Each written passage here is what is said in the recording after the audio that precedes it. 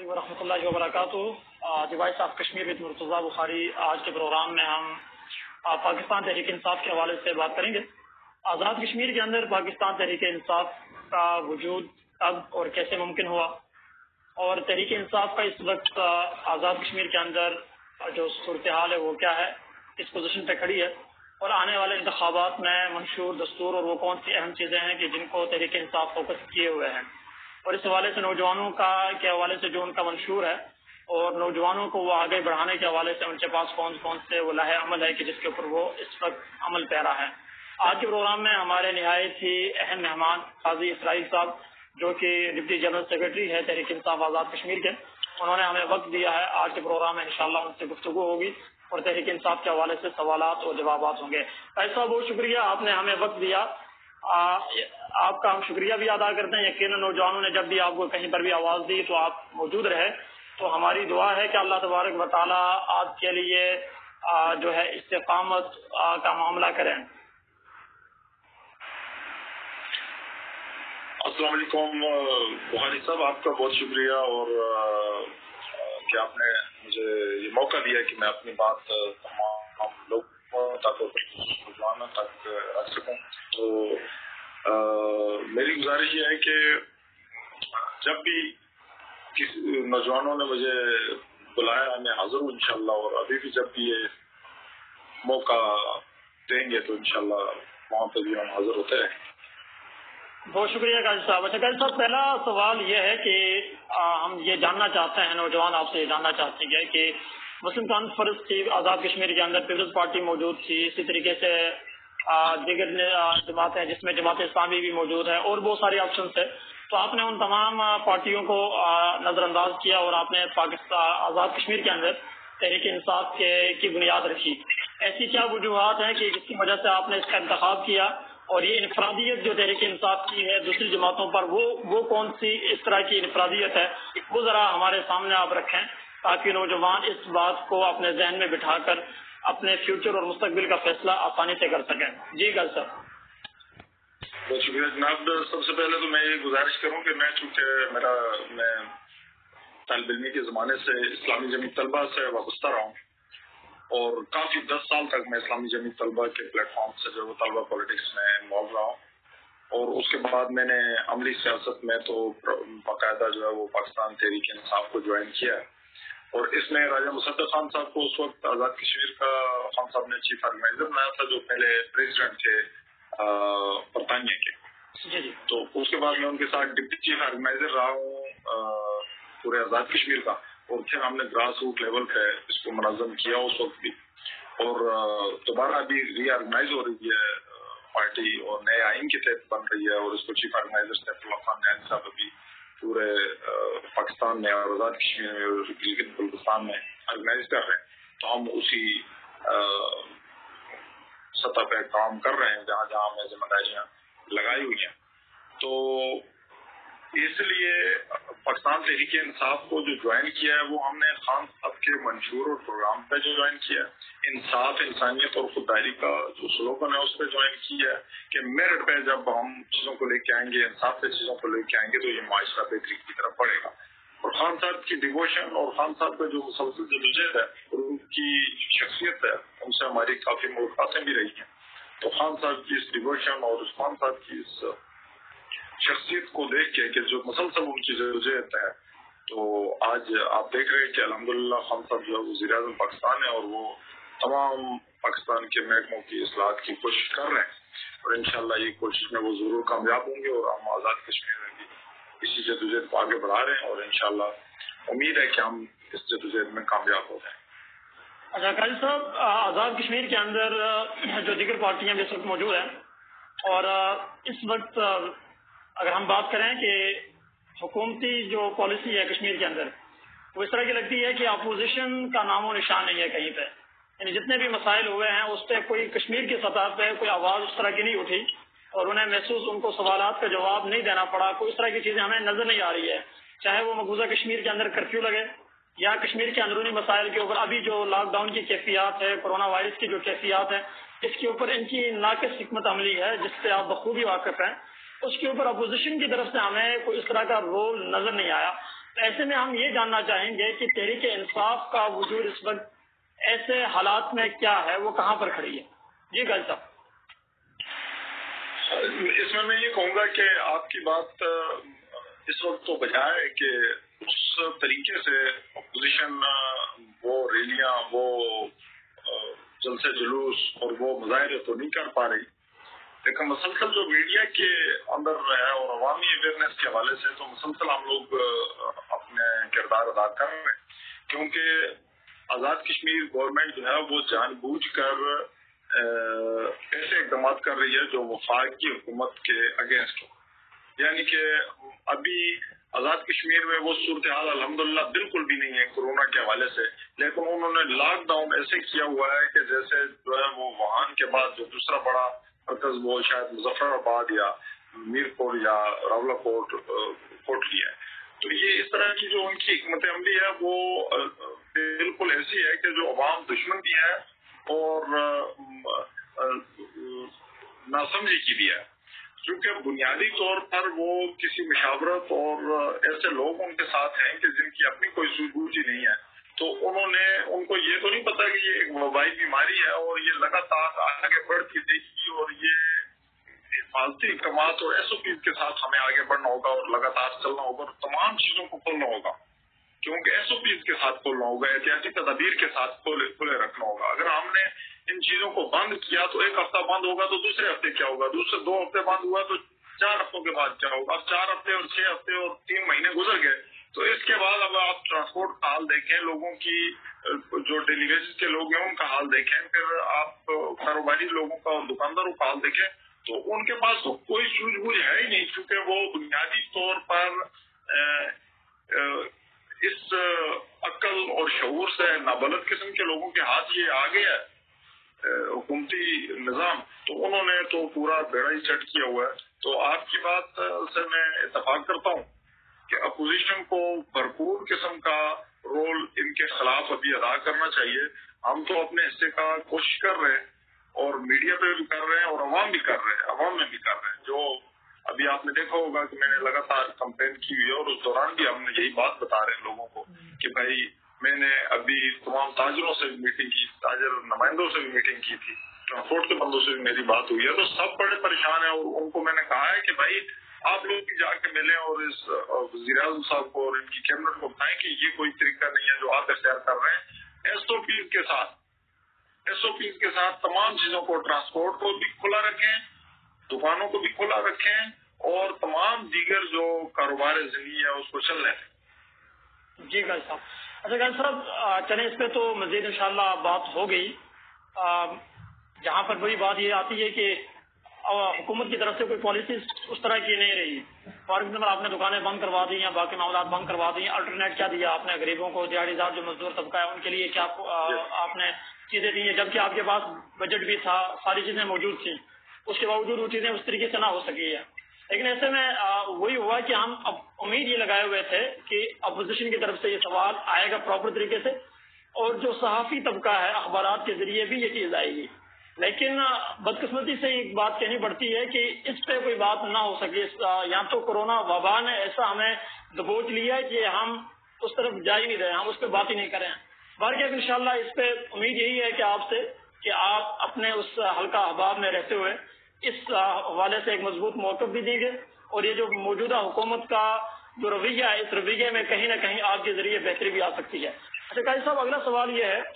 کہ تحریک انصاف کی جب بات کی جاتی ہے تو بالفور ذہن میں ایک جو ویژن بنتا ہے وہ یہ بنتا ہے کہ یہ نوجوانوں کی جماعت ہے، یہاں پر نوجوان جو ہے وہ اپنی صلاحیتوں کے ذریعے آگے آ رہے ہیں اور وہ آگے لے کے جائیں گے۔ ظاہر ہے خان صاحب نے بھی جب اس کی بنیاد 22-23 سال پہلے رکھی تو ان کا بھی یہی کہنا اور ماننا تھا کہ میں نوجوانوں کو آگے لے کر آؤں گا اور وہ پراپر طریقے سے لیڈ کریں گے، قیادت کریں گے۔ لیکن بدقسمتی سے پاکستان کے اندر جو الیکشن ہوئے تو اس میں بھی آپ اچھی طرح جانتے ہیں کہ منیمم 70% جو ہے وہ بزرگ افراد تھے اور اس میں 40 سے 30% جو ہے نوجوان آگے آئے۔ اب آزاد کشمیر کے اندر بھی ہمیں صورتحال اس طرح کی نظر آ رہی ہے کہ جو آج کی جو چیز پوسٹیں ہیں یا جن کے اوپر لوگ موجود ہیں، جہاں پہ ڈیسیژنز ہوتے ہیں، وہاں پر بھی ہمیں بزرگ لوگ ہی نظر آ رہے ہیں۔ تو کیا ہم دیکھ رہے ہیں کہ آنے والے انتخابات میں بھی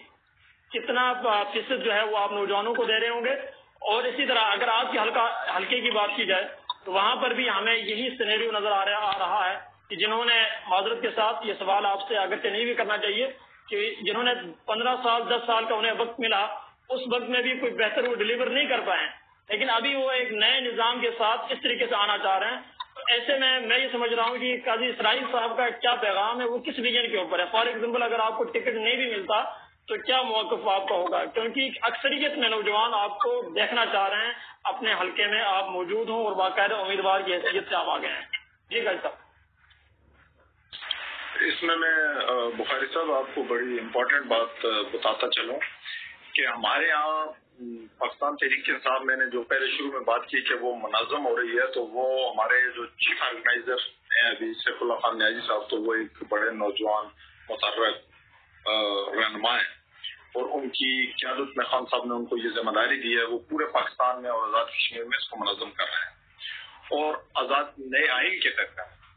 تو اس میں ابھی پورے کے پورے پاکستان کی بھی میں بات کر رہا ہوں اور پھر آزاد کشمیر کی بالخصوص بات کر رہا ہوں کہ یہاں پر جو گورننگ باڈی بنی ہے 13 افراد پر مشتمل، تو یہ تقریباً 90% جو ہے وہ نوجوانوں اور متحرک اور بڑے انرجیٹک لوگوں پر مشتمل ہے. سو تقریباً میرے علاوہ جتنے بھی دوسرے لوگ ہیں، ایک بیرسٹر سلطان محمود صاحب کا نام آپ نے سنا ہوگا، اور ابھی ماجد خان صاحب اس میں شامل ہوئے. پہلے وہ ہماری گورننگ باڈی کا حصہ نہیں تھے، ابھی وہ جنرل سیکرٹری بنے تو وہ ہماری گورننگ باڈی میں آ گئے. ورنہ جو فیصلہ ساز باڈی ہے آزاد کشمیر کی، تو اس میں نوجوان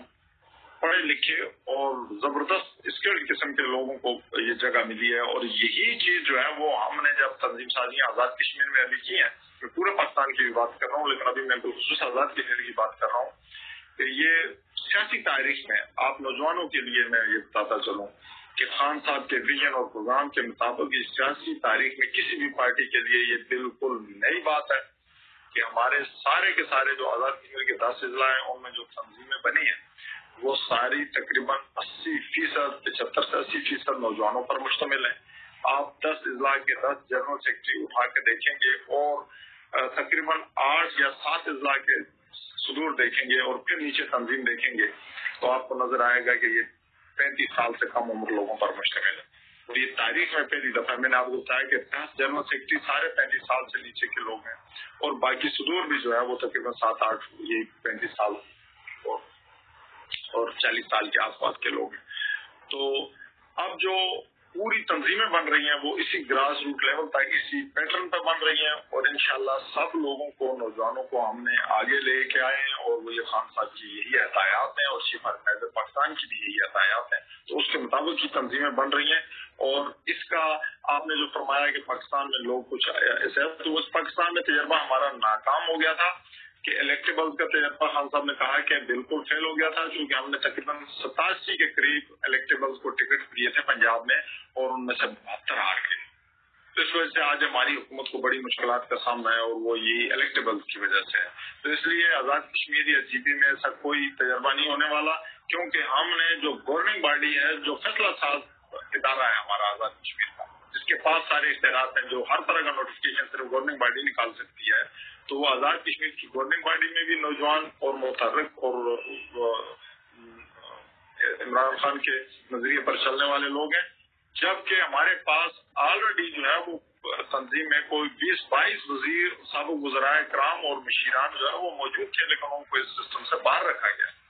تو یہ اس چیز کا واضح اور ثبوت ہے جو خان صاحب نے بتایا تھا. تو انشاءاللہ وہ جو آپ کا سوال ہے وہ اس میں سارٹ آؤٹ ہو جاتا ہے. وہ آئندہ انشاءاللہ جو متحرک اور فیصلہ ساز ادارہ ہے تو ظاہر ہے اس کا ہم حصہ ہیں اور وہی سب کچھ آئندہ ہونے والا ہے انشاءاللہ. تو یہ کوئی سوال جو ہے وہ پھر رہتا ہی. اچھا قاضی صاحب، جو آپ کا حلقہ انتخاب ہے وہاں اس کے 2 حلقے بھی بن چکے ہیں. قاضی اسرائیل صاحب، کیا مطلب اگر آپ سے پوچھا جائے تو آپ کیا کہتے ہیں کہ یہ جو 2 حلقے ہیں، ان 2 حلقوں میں آپ کی اپنی جو ماشاءاللہ ٹیم آپ کی بالکل تیار ہے، ہر حوالے سے کمپین بھی نظر آ رہی ہے اور لگتا یوں ہے نوجوانوں میں، لوگوں میں یہ قیاس آرائیاں بھی ہو رہی ہے کہ کہیں نہ کہیں شاید گروپنگ بھی ہو رہی ہے، کیونکہ وہ طرح طرح کی جو کمپین آپ کی چل رہی ہے، مہم چل رہی ہے، تو وہ اس میں الگ الگ سے لوگ جو ہے وہ سامنے آ رہے ہیں. تو آپ کیا سمجھتے ہیں کہ اگر آپ کی کیا رائے ہے کہ جو دونوں حلقے ہیں وہاں سے آنے والے انتخابات میں کون فیوریٹ ہے تحریک انصاف کی طرف سے جسے ٹکٹ مل سکتا ہے؟ میں آپ سے گزارش کروں کہ پہلی بات یہ ہے کہ کسی قسم کی کوئی گروپنگ نہیں ہے، یہ عمران خان کی پارٹی ہے اور عمران خان نے نیچے جو تنظیمات بنائی ہیں تو عمران خان صاحب نے ہی ہمیں بنایا ہے، آزاد کشمیر کی گورننگ باڈی جس کا میں حصہ ہوں، اور یہ عمران خان نے بنائی ہے۔ اسی ایک ہی نوٹیفکیشن میں بیرسٹر سلطان صاحب اوپر صدر ہیں اور نیچے میں ڈپٹی جنرل سیکرٹری ہوں اور اس ڈویژن کا ڈپٹی جنرل سیکرٹری ہوں، جس کی ساری ڈویژن کی تنظیمیں مجھے بنانی ہے اور میری ریکمنڈیشن پہ یہ تنظیم سازیاں ہو رہی ہیں۔ تو اس لیے کوئی اور گروپ کسی قسم کا نہیں ہوتا، لوگ تو ہوتے ہیں مختلف قسم کے، وہ اپنے اپنے طور پہ جو ہے وہ پارٹی میں کام کر رہے ہوتے ہیں، بٹ ایک ہی بات ہے کہ خان صاحب کی یہ پارٹی ہے اور خان صاحب نے جن کو پاور دی ہوئی ہے تو پاور انہیں کے پاس ہے۔ اور دوسری بات یہ ہے کہ یہ پورے ضلع میں نہیں، میں پورے ڈویژن میں اس کا ذمہ دار ہوں تنظیم سازیوں کے حوالے سے کہ مجھے یہ پارٹی کی طرف سے ذمہ داری دی گئی ہے کہ میں یہ ریکمنڈیشن دوں تمام ونگز کی، گراس روٹ لیول پہ جتنی بھی تنظیمیں اس وقت بن رہی ہیں ان کی، تو وہ کام میں کر رہا ہوں اور بالخصوص اپنے ضلع میں بھی کر رہا ہوں۔ تو آج کل بالکل ہم تحصیل تک اور سٹی تک تو تمام تنظیم سازیاں ہمارے سارے آزاد کشمیر میں مکمل ہو چکی ہیں اور ہمارے ضلع میں بھی مکمل ہو چکی ہیں۔ اب ہم یونین کونسل اور وارڈ لیول پہ کر رہے ہیں، اس کے لیے بھی آپ دیکھ رہے ہیں کہ میں کریا اور گاؤں ہر جگہ پہ جا کے اس کو منظم کر رہا ہوں انشاءاللہ۔ تو پارٹی کے ٹکٹ کے حوالے سے انشاءاللہ میں دونوں حلقوں سے، جو اپنے ضلع میں 2 حلقے ہو چکے ہیں، تو دونوں سے اپلائی کروں گا۔ پارٹی نے مجھے دونوں سے ٹکٹ دیا تو دونوں سے انشاءاللہ الیکشن لڑوں گا، اور ایک سے دیا تو یقیناً ایک سے لڑوں گا۔ تو باقی اور فیوریٹزم پہ چکر ہی نہیں ہے، میں نے آپ کو بتا دیا کہ یہ خان صاحب کی پارٹی ہے اور خان صاحب نے جو ہے وہ ہمیں ذمہ داری دی ہوئی ہے اور ہم ادھر گراس روٹ لیول پہ کام کر رہے ہیں۔ ایسا سوال یہ ہے کہ فار ایگزامپل اگر آپ کو ٹکٹ نہیں ملتا یا آپ ٹکٹ نہیں لیتے تو آپ کا پھر کیا موقف ہوگا، کیا لاہ عمل ہوگا؟ نہیں، ٹکٹ نہ لینے کا تو سوال نہیں ہے اور نہ ملنے کا بھی میرے خیال میں کوئی سوال نہیں ہے، چونکہ پارٹی نے مجھے ایک انتہائی ذمہ داری دی ہوئی ہے اور سارے ڈویژن کی 9 حلقوں کی ذمہ داری دی ہوئی ہے اور میں اس پہ کام کر رہا ہوں رات دن اور پارٹی کو گراس روٹ لیول پہ منظم کر رہا ہوں۔ تو یہ تو میرے خیال میں کوئی ایسی بات ہے نہیں، اور اگلا تو بات کر رہی میرے خیال میں ابھی قبل وقت ہے سر، انشاءاللہ امید یہی ہے۔ اچھا قاضی صاحب، شارٹلی مختصراً یہ بتائیے گا، صحت، ایجوکیشن اور جنگلات، نیلم کے حوالے سے اگر ہم بات کریں، یہ 3 ایشوز بڑے اہم ہیں، اس حوالے سے آپ کی پلاننگ کیا ہوگی؟ انشاءاللہ آپ حکومت میں آئیں گے، حکومت آزاد کشمیر کی اگر آپ کی بنتی ہے اور آپ خود بھی الیکٹ ہو جاتے ہیں وہاں سے، تو آپ کی کیا حکمت عملی ہوگی اس حوالے سے؟ وہاں کے جو یہ مسائل ہیں اس کو کور کرنے کے حوالے سے کن چیزوں کو آپ فوکس کر رہے ہیں؟ میں بہت بنیادی بات کرنا چاہ رہا ہوں، وہ یہ ہے کہ ہمارا تمام جو کام ہے نا تحریک انصاف کا، وہ انشاءاللہ اصلاحات کا کام، تمام محکموں کی اصلاحات کا کام، ہمارا کوئی اور جھانسا پروگرام نہیں۔ ہمارا پروگرام جو ہے وہ انشاءاللہ صحت کی اصلاحات کا ہے، تعلیم کی اصلاحات کا ہے، جنگلات کی اصلاحات کا ہے، سیاحت کی اصلاحات کا ہے، پولیس کی اصلاحات کا ہے، تمام محکموں کی، محکمہ مال کی اصلاحات کا، انتظامیہ۔ تو چونکہ محکمے سارے برباد ہو چکے ہیں، وہ بنیادی طور پہ اداروں پہ ریاست کھڑی ہوتی ہے، اور جب ادارے برباد ہو گئے ہیں، وہ پولیٹیسائز ہو گئے ہیں، وہ میرٹ پہ نہیں ہے، ان کی ٹرانسفر، ان کی پوسٹنگ، ان کی اپوائنٹمنٹ، ان کی کوئی چیز بھی جو ہے وہ میرٹ پہ نہیں ہے، تو وہ اس لیے محکمے پرفارم نہیں کر پا رہے۔ تو میں آپ کو بتاتا چلوں کہ وادی نیلم بالخصوص چونکہ دنیا کی سب سے زیادہ وسائل والی وادی ہے اور اس کے وسائل بے پناہ ہیں، اس کے وسائل سب سے بڑے اس کے پانیوں کے وسائل ہیں، جو 8 اس کے بڑے نالے ہیں، دریا ہیں، وہ 21,000 فٹ کی گریوٹی سے نیچے آ رہے ہیں، نیچرل گریوٹی ہے اتنی بڑی، اس کے پانیوں کے وسائل سب سے بڑے ہیں جو ہزاروں میگا واٹ بجلی دے سکتے ہیں، اور اس کے بعد اس کے سیاحت کے وسائل بے پناہ ہیں، ایک پوائنٹ پر ہزاروں کی تعداد میں لوگوں کو جابز ملتی ہیں، اور ہمارے پاس سینکڑوں پوائنٹ ہیں سیاحت کے۔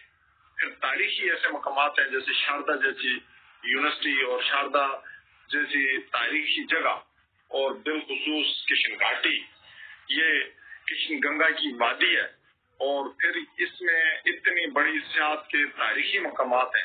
تو تاریخی اعتبار سے بہت بڑا اور مذہبی سیاحت کا بھی یہاں پہ بہت بڑا اسکوپ ہے، اور خوبصورتی کے اعتبار سے بہت بڑا اسکوپ ہے۔ پھر یہاں کے سب سے نایاب 2000 اور 3000 سالہ پرانے درخت جو دیودار کے ہیں، یہ بھی دنیا کے نایاب ہیں. پھر یہاں کی نایاب ترین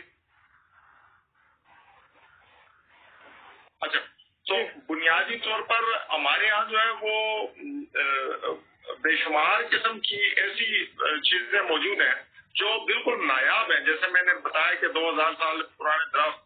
پھر دیودار کے، اور اس کے علاوہ جو ہماری شاردا کی تہذیب ہے، شاردا یونیورسٹی ہے، اور یہ بہت بڑا جو ہے وہ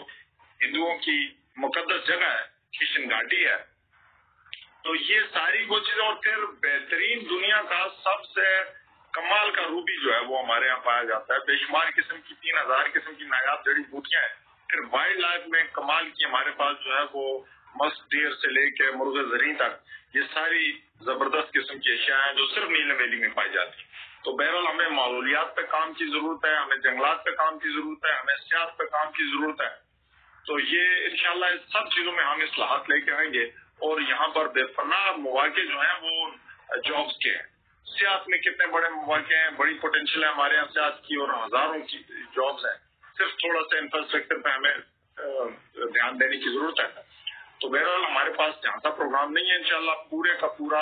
اصلاحات کا پروگرام ہے. تعلیم، ہماری محکمہ تعلیم بالکل یعنی کہ برباد ہو گیا، کیونکہ بنیادی طور پر اس کو سیاست پہ لگا دیا گیا. ٹرانسفر، پوسٹنگ، پروموشن، ہر چیز سیاسی بنیادوں پہ ہو رہی ہے. اس کے اندر ہمیں انشاءاللہ ہم اصلاحات لے کے آئیں گے. ہم جیسے KPK میں لے کے آئے، اس کے نصاب کو اپ گریڈ کریں گے، ٹیچر ٹریننگ پروگرام کو بہتر کریں گے، اسکولوں کی حالت کو بہتر کریں گے، اور اللہ کے فضل و کرم سے پھر صحت کا، تو صحت میں بھی اصلاحات کی بے پناہ ضرورت ہے. اور انشاءاللہ ہمارے پاس اس کا پورا پروگرام ہے. جیسے ہم KPK میں لے کے آئے صحت کا، اصلاحات کا پروگرام انشاءاللہ اور بہتر کریں گے. پھر بلدیات کا پروگرام ہمارے پاس ہے کہ بلدیات کو ہم نے کیسے منظم کرنا ہے، چونکہ جمہوریت کی بنیادی روح جو ہے وہ بلدیات ہے. تو بلدیات کے تمام ادارے اور بلدیاتی نظام کو یہاں پہ بالکل ڈسٹروائے کر دیا گیا، برباد کر دیا گیا. نہ لیڈرشپ ابھر کے آ رہی ہے،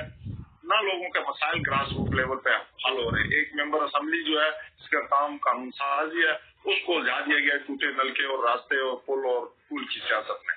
تو پھر فنڈ کی خرد برد الگ سے ہے. تو یہ انشاءاللہ ہمارے پاس یہ اصلاحات کا پروگرام ہے. اور دوسرا ہمارا پروگرام احتساب کا ہے، جو ہمارا نیم خان صاحب کا ایجنڈا ہے کہ ہم نے احتساب کے عمل کو لاگو کرنا ہے. جب تک پوچھنے والا کوئی نہیں ہوگا، یہ انشاءاللہ تمام فنڈ وفاقی حکومت نے جو دیے، اور وفاقی حکومت نے پہلی دفعہ تاریخ میں جو ہے وہ وفاق میں دوسری حکومت ہونے کے باوجود 3 گنا زیادہ ترقیاتی فنڈ بڑھایا ہے، اور آگے زمین پہ نہیں لگ رہا. اسی طرح ابھی کورونا فنڈ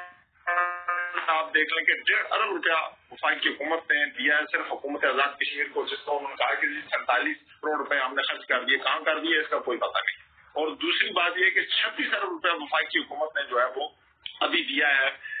ڈائریکٹلی لوگوں کو کیش، اور وہ کس طرح ڈیجیٹل دیا ہے، وہ میرٹ پہ دیا ہے، اور یہ کوئی ذاتیات پہ نہیں دیا جیسے پہلے لوگ کھا گئے، BISP کے پروگرام کھا گئے. ہر پروگرام جو بھی آیا وہ یہ لوگوں نے جو ہے وہ مل جل کے کھا لیا. تو انشاءاللہ ہمارے پاس سارے پروگرام میرٹ پر ہیں، ڈیجیٹل ہونے جا رہے ہیں ہر محکمہ، اور انشاءاللہ یہ سب کچھ آزاد کشمیر میں لاگو ہوگا، اور آپ کو نظر آئے گا کہ بہتری جو ہے وہ آئے گی، اور بالخصوص نیلم ویلی میں انشاءاللہ. نیلم ویلی کے حوالے سے میں دو چیزیں جی بھائی صاحب، 2 چیزیں صرف گزارش کرتا ہوں. ایک، نیلم ویلی کے لیے ہم نے یہ کیا ہے کہ ہر نیلم ویلی کی فیملی کو جو ہے وہ انشاءاللہ صحت انصاف کارڈ ملے گا، جو ڈیجیٹل اس پر آئی ہوئی ہے نادرا. ٹھیک ہے جی، یہ منظور کروا دیا ہم نے کہ ان کو صحت انصاف کارڈ ہر فیملی کو ملے. ٹھیک ہے جی. دوسرا، ہر اس خاتون کو جو 18 سال کی ہو چکی ہے 20 مارچ سے پہلے، اور وہ سرکاری ملازم اس کے گھر میں نہیں ہے، اس کے گھر میں پینشن نہیں ہے، اس کے گھر میں BIC لے نہیں رہا کوئی، اور اس کے علاوہ ان کے پاس کیش بینک میں پیسے نہیں ہیں. اس کے علاوہ جو اس 13 قسم کے لوگوں کے علاوہ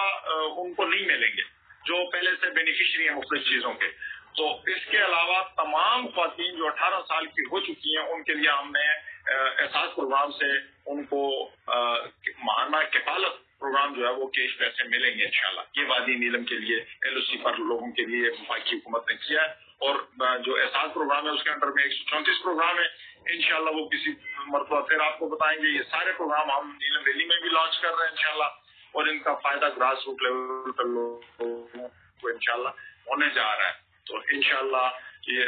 وادی نیلم کے لوگوں کو یہ میں یقین دلاتا ہوں کہ انشاءاللہ ان کے وسائل اب نہیں لٹیں گے اور ان کے وسائل سے انشاءاللہ ہم اپنے مسائل کو حل کریں گے۔ بہت شکریہ قاضی صاحب وقت دینے کے لیے۔ جیسے کہ آپ خود بھی جانتے ہیں کہ اس وقت الحمدللہ نوجوان پورے آزاد کشمیر میں بیدار ہو چکے ہیں، وہ اپنے حقوق کے حوالے سے گفتگو بھی کر رہے ہیں اور اس کے اویئرنیس کے حوالے سے اپنا کردار بھی ادا کر رہے ہیں۔ ہم یہی امید کریں گے کہ جو آج الحمدللہ ساری چیزیں آپ نے بہترین طریقے سے رکھی ہیں، حکومت آنے کے بعد بھی جب اگر آپ آتے ہیں تو یہ ساری چیزیں اسی طریقے سے عملی معنوں میں بھی زمین پر ہمیں نظر آئیں گی۔ انشاءاللہ دوبارہ آپ کو کبھی وقت دیں گے، وقت آپ سے لیں گے انشاءاللہ، اور مزید جو ایشوز ہیں ہمارے انشاءاللہ اس کے اوپر انشاءاللہ ہم بات کریں گے۔ آج کے پروگرام میں ناظرین اتنا ہی۔ میزبان سید مرتضیٰ بخاری کو اجازت دیں، انشاءاللہ اگلے پروگرام میں نئے مہمان اور نئے ٹاپک کے ساتھ دوبارہ ملاقات ہوگی۔ السلام علیکم ورحمۃ اللہ وبرکاتہ۔